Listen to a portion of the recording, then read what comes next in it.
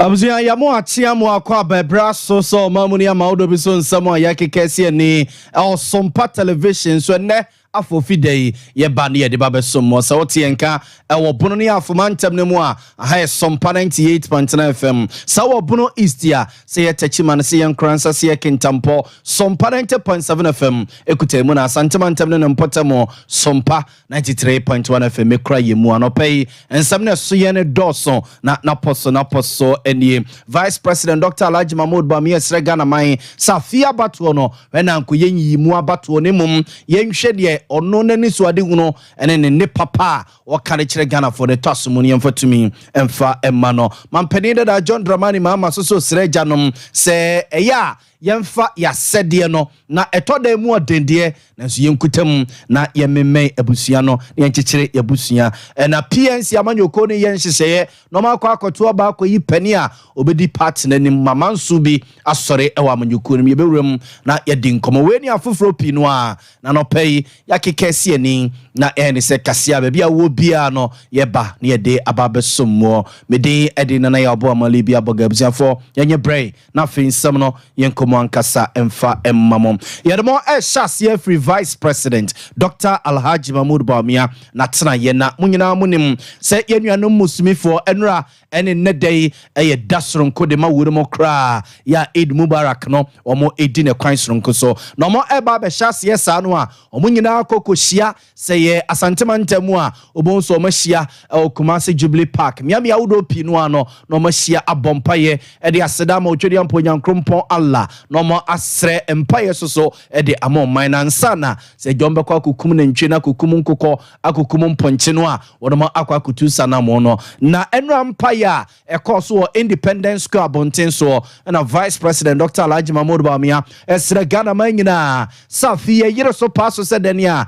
ye beto oba December bosome no ne de tosonson wosre se abana ye kwa akoto no enye mifiri ha mini we nyina na wosum krum mini we nyina na ye kristoni mini we nyina na ye muslimini muslim anu ntime kwa akoto ama no ye hwe nipa ene Ghana ye problems ye hawa ye namu no ode nsusuye ode tirimupo ode nhihye papa eba se ode besoso ano de amayen ye mfa tumi ma no sense ye be se chenkyere we ye kristo ni nti no me kwa akoto ama no fisem ne kwa asore kra na se me no ewo sumkrum osuso eye muslimini me kodema kwa akoto ama no fisem ne nyina ewo sumkrum na se bia we ye santini enti mesosum ye santini de me kwa akoto ama no we ye srimni mesosum ye srimni de me kwa akoto ama no Vice President say enyadia ebeboye kwambia so yentine nsemo a wode eto yanim.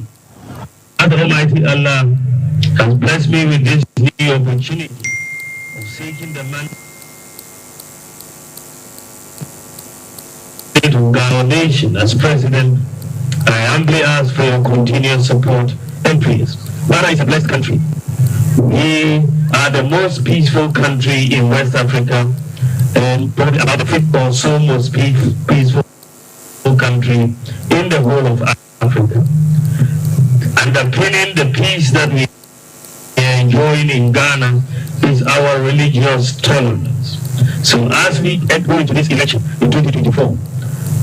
let us make it about ideas and solutions for the problems of our country. Abuzanfo nti hremed da ni ranwa na seno Vice President Dr. Alhaji Mahmoud Bawumia yete nke ono akro a na ADNPP amanyuku nanim ede wono mo aba afi abato no yetwaso na kanema mpani dada John Dramani Mahama na wode adesre eto Ghana mai adehyenim titiru ene ejanom se enru akwakoye ejanom nyina da ene baby abefa bia na yema ejanom tirinkwa na yebu ejanom abaso no wose wobesre ejanom se baby ayaba bedru sese ne toda ya na niema mu wodenede se ja school fees nom job money a ye da ya no pa bia no ya ne toda kapre motuma no jeso oturu botomu a ensi bibia so de no so obesre ejanom se eni kwan se bedru baby se udwane eja abusua no anase wasade se eja no uja to no mo na wato abusua na jeje mo de sansemi to jawamra na Assemblies of God asafo no ne fe won krapompre mantemo enra na akwako ye eja no mudai na omo edi Father's Day kwan sronko so na omo to nsafre mampeni da John Dramani mama se omrai na ofuna ni mo nyameta wo machi na otu eja no mo fo se ya na mu odin nanso de said they are otwedi ampo nyankrompon nim ne ma ye hwese ye be me ye ni aku ye ma no ene ye busua eho. That was missing. And he went, and when he found the single sheep that was missing, they say he rejoiced. He had 99. He left them and went to look for that one.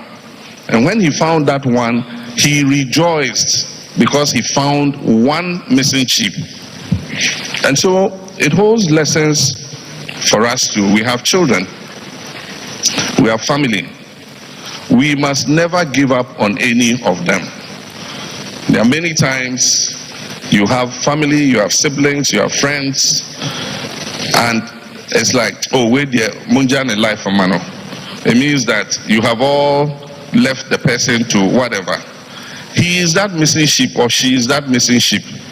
You must never ever say, oh, wait there, munjane life for mano. We will go and look for that one sheep and find it and bring it back home.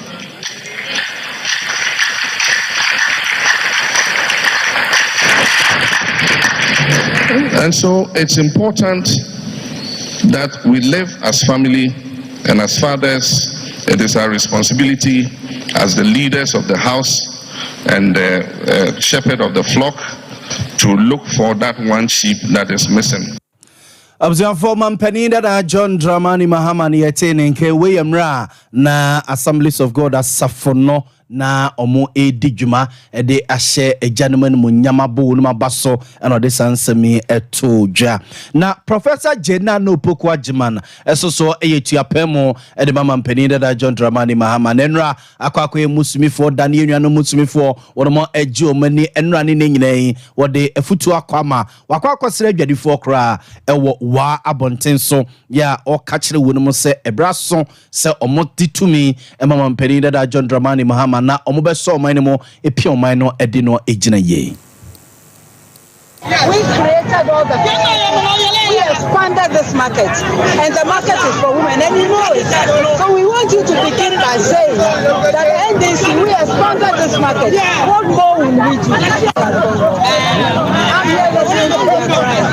when they say they don't buy, the prices have gone high and so. What has caused that? Where the economic research in power? What has happened? Abzafo we Professor Jena no Poku Agyeman we yetuapemo de mama penida da John Dramani Mahama wonde si amanyukunim afi abatuo no emum ora sana yarega na All People's Congress APC amanyuku no odi anim wona ekofa bai wona odi womanim de womo akwa afi abatuo no na ode na probo ene ne ntuabo akwakupie eye boko abontenso upper east etivido epoye mantem no mo na ode atugwa se katasehye dwumdie kankan proya ho kire ye wo Ghana for so sese no Ghana for nyane mugidie ne yemfatumi emma no na ono ayarekof omeyi Ghana for emfa emfrim na katasehye dwumdie kankan ne proye woni ne ensia kan eni ne so enkunim. All forex bills traded in dollars will not happen. No quotation of goods and services in dollars. I will ban pricing of homes, properties in dollars. I will ban schools charging dollars, restaurant charging in dollars, embassy charges in dollars. I have been to the rest of the world. I just came from the US. And whatever I do there, they take dollars. They don't take Ghana cedis. If I put Ghana cedis on the street, they'll put in the bin. Because it has no value to them. But when we put dollars here, everybody's running for it. Why? Abzafo weye ayora Hassana Yarega All People's Congress APC yamanyuku no we amanyuku enye APC ewuti ya oya wo kwa kono mo we a political party one a flag bearer and a second for edi wono mo anim ene yetene nke na probo odi akopi etifido apoe mantem no mo boko abontenso ena ogina na odi sansemi etudwa no afeye fam nko PNC yamanyuku no PNC yamanyuku no so yen hihye no mo ababeto aba ayipani a obedi amanyuku no nim do o maba afia bato no na omonhihye a wono mo eye no ena ntete a abeto Sompa FM ne Sompa TV nsem twefo apono so ne se yese party ne mpanimfo etena se kwa rewa ko busa brewa plus ye times ye keka ne mesi ni no omo se efri ne ko wa waya wadwene se wo pe president ye die o PNC amanyuku ni dim no se wo be fankrata na waya wadwene se wuni kura no na okuta be 100,000 Ghana cedis ya wo de bra amanyuku na nsana so mbe makwan krama etwa ni ese ayine fo na to so aba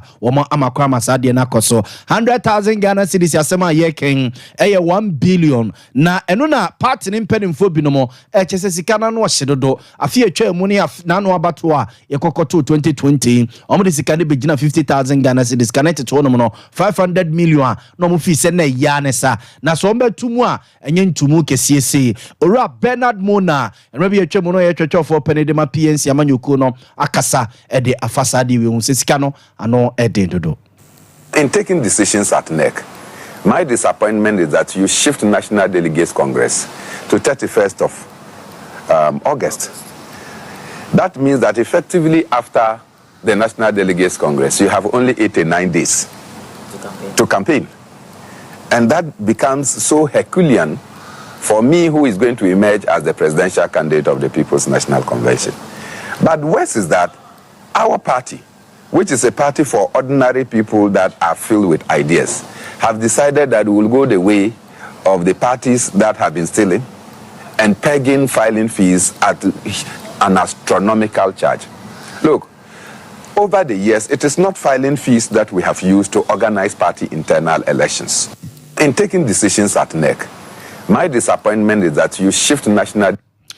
Abzian fonti weye ayora Bernard Mona brebi etwemu no ye twetwe for penedema PNC amanyuku no na yete no enkan no nwechiri ora Samson Asaki Aringo Betso yobi a wono soso nani abre esre twa ine ne esi ine for wo PNC amanyuku no mo se omomfa tumi ma no na omedi president wo PNC amanyuku no mo ono soso 100,000 1 billion ya party na twade ato no ono soso chese